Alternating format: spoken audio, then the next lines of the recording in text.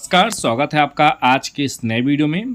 मैं हमेशा की तरह आपके लिए 10 महत्वपूर्ण करंट अफेयर का वीडियो लेकर आ चुका हूं और इस वीडियो में मैं आपको बताने वाला हूं कौन कौन से प्रश्न आपके लिए महत्वपूर्ण है। तो चलिए वीडियो को शुरू करते हैं। पहला प्रश्न आपसे पूछ रहा है basketball federation of India BFI, B for basket, A for federation, I for India के अध्यक्ष के रूप में किसे नियुक्त किया गया, किसे चुना गया, आपको बताना है। आपके इस डिस्प्ले पर 5 ऑप्शन हमेशा की तरह है और समय भी है 5 सेकेंड। समय की शुरुआत करते हैं 1 2 3 4 5। आपका समय खत्म होता है। इसका सही उत्तर होगा ऑप्शन नंबर डी। अगर आपने डी चुना है तो आप बिल्कुल सही उत्तर आपने चुना है। इसका सही उत्तर होगा option number D. Awadh Arjun को चुना गया है बास्केटबॉल फेडरेशन ऑफ इंडिया के अध्यक्ष के रूप में। और ये कहाँ पे चुनाव हुआ है?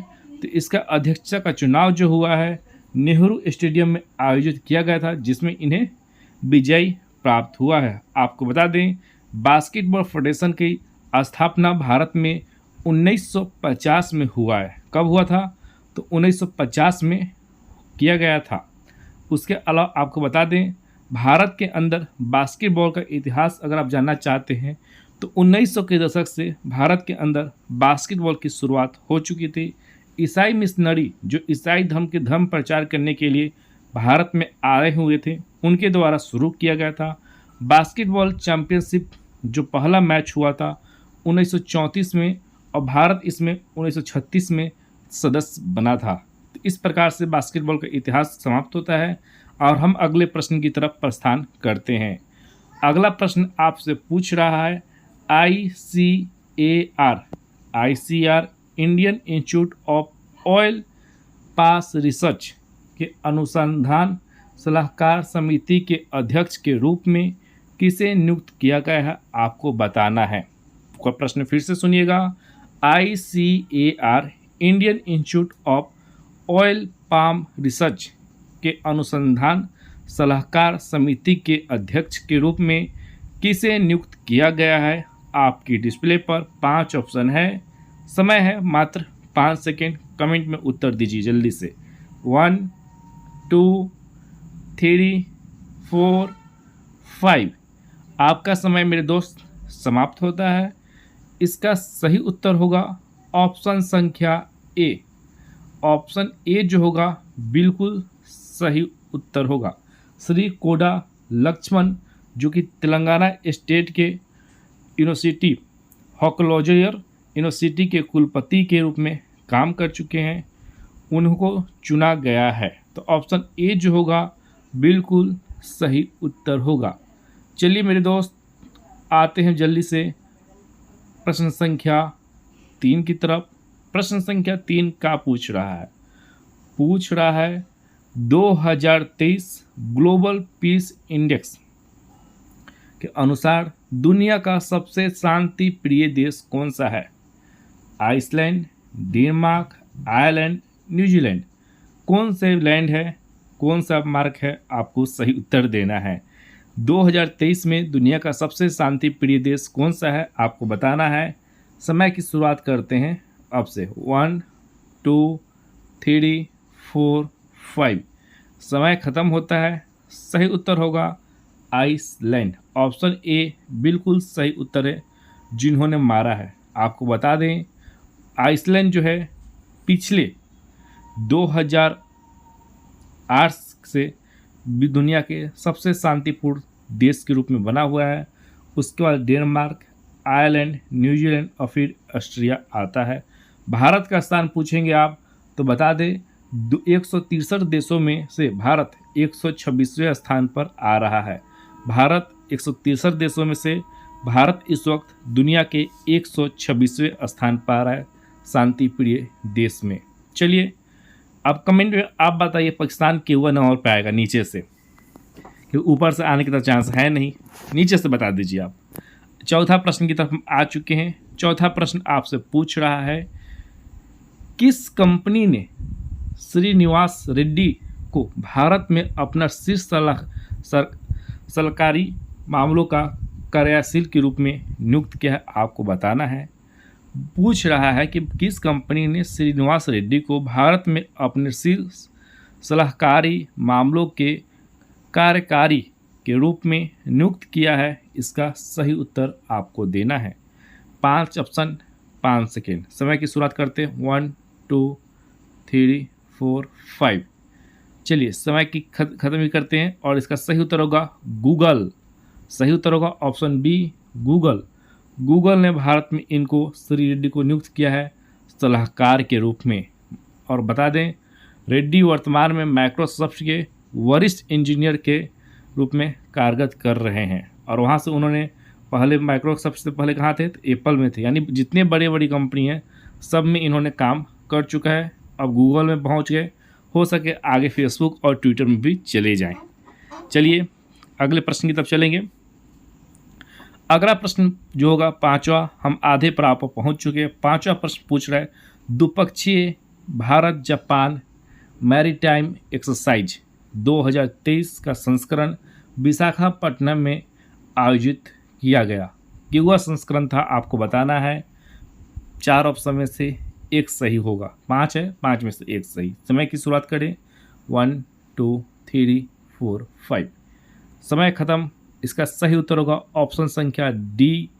ऑप्शन संख्या डी में क्या दिया है, 7वां संस्करण जो था ये था भारत और जापान के मैरीटाइम एक्सरसाइज का।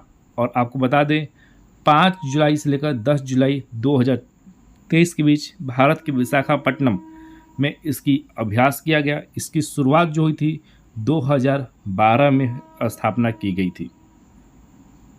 चलिए दोस्त आगे की ओर बढ़ेंगे और आगे चलते हैं अगले प्रश्न की तरफ। प्रश्न बहुत इजी है, बहुत ही इजी है। प्रश्न क्या पूछ रहा है, हाल ही में बिहार में माइक्रो लेडिंग आधार में किस राज्य को पीछे किया है, आपको बताना है। हाल ही में बिहार ने माइक्रो लेडिंग आधार में किस राज्य को पीछे किया है, आपको बताना है। आपके डिस्प्ले पर 4 ऑप्शन है, 5वां हम ला देते हैं, ये रहा। अब इनमें पे से एक सही उत्तर देना है। केरल, कर्नाटका, तमिलनाडु, तेलंगाना, उड़ीसा। समय की शुरुआत करते हैं 1 2 3 4 5। चलिए समय ख़त्म होता है। सही उत्तर होगा ऑप्शन नंबर सी, जो कि तमिलनाडु से बिहार जो है आगे निकल चुका है।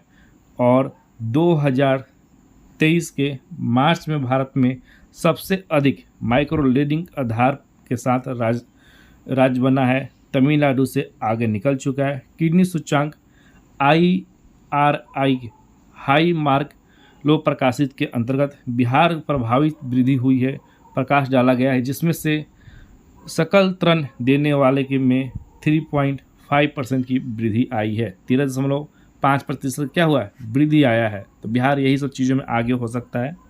चलिए कोई नहीं, आगे चलते हैं। विश्व तीरंदाजी युवा चैंपियन की रैंकिंग राउंड में कौन सबसे ऊपर है, बताना है।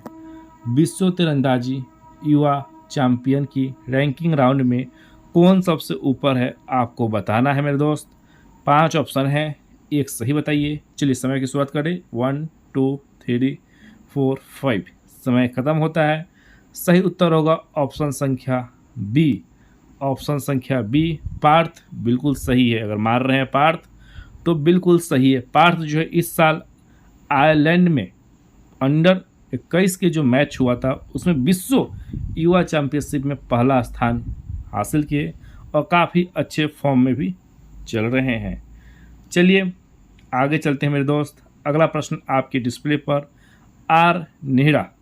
आर्यन नेहरा, जिन्होंने हाल ही में पुरुष के 800 मीटर फ्री स्टाइल इवेंट में एक नया राष्ट्रीय रिकॉर्ड बनाया, किस राज्य से हैं, आपको बताना है।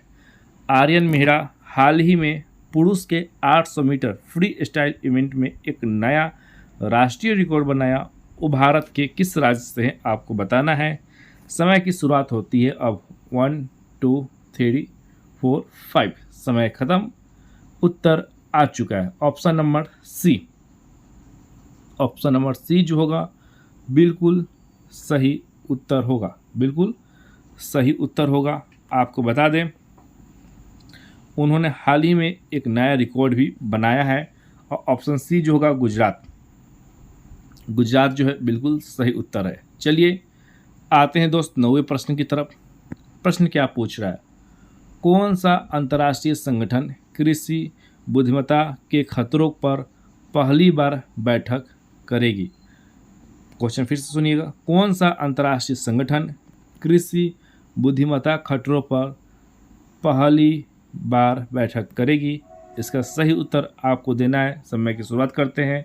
1 2 3 4 5। आपका समय खत्म। ऑप्शन नंबर डी, संयुक्त राष्ट्र सुरक्षा परिषद।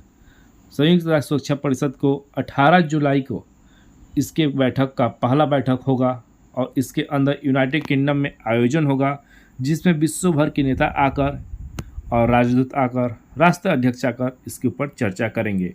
लेकिन हम चर्चा करने के लिए पहुंच चुके हैं प्रश्न संख्या 10 के ऊपर। प्रश्न क्या पूछ रहा है, हाल ही में भारत ने 2022 में अपने फूलन डेटाबेस किस पशु प्रजातियों को जोड़ा है, आपको बताना है। क्वेश्चन फिर से सुनिएगा, भारत ने 2022 में फूलन डेटाबेस में कितनी पशु प्रजातियों को जोड़ा है, आपको सही उत्तर देना है। कितना जोड़ा भैया, आपकी डिस्प्ले पर ऑप्शन है।